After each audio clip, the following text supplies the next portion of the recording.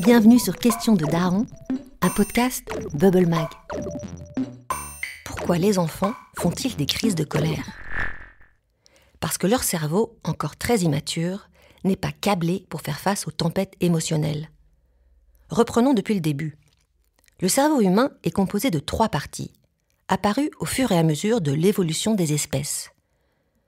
Le cerveau archaïque, appelé également primitif ou reptilien, qui s'est développé il y a plus de 100 millions d'années.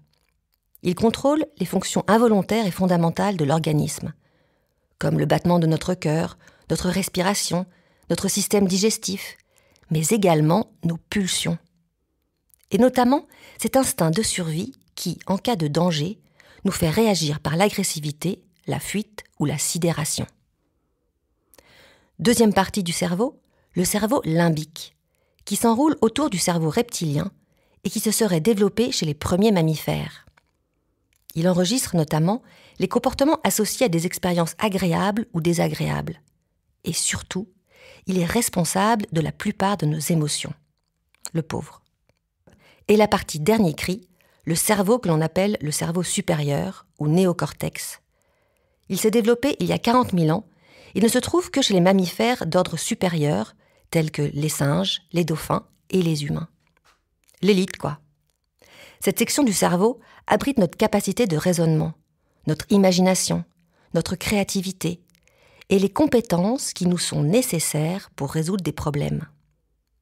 Ce cerveau supérieur est surtout celui qui peut tempérer les réactions des cerveaux archaïques et limbiques, et donc nos pulsions et nos émotions. Or, le néocortex et les circuits neuronaux qui le relient aux 2 autres cerveaux ne commencent à mûrir qu'à partir des 5 ans de l'enfant pour arriver à maturité à l'âge adulte, vers 25 ans.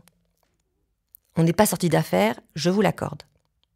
C'est pourquoi un petit enfant ne peut pas gérer ses émotions comme le ferait un adulte.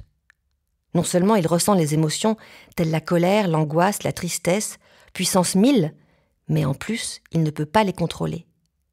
C'est pourquoi la présence empathique d'un adulte est essentielle pour aider l'enfant à se calmer, car il ne sait pas le faire seul. Mais ce n'est pas tout.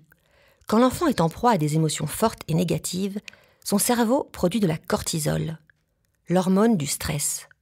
Or, à haute dose, cette hormone est toxique et peut nuire à la maturation cérébrale.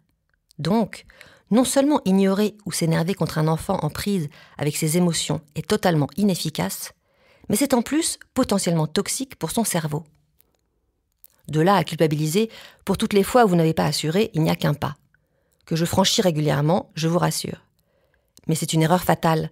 S'énerver de temps en temps, surtout quand ils sont plus grands, est inévitable et loin d'être un drame. Ce qu'il faut retenir, c'est essayer d'être le plus rassurant possible avec les tout-petits et de mettre aux oubliettes, une bonne fois pour toutes, cette idée que systématiquement consoler un bébé fera de lui un enfant capricieux. Question de daron ? Les darons, posez vos questions en envoyant un mail à podcast@bubblemag.fr. À bientôt.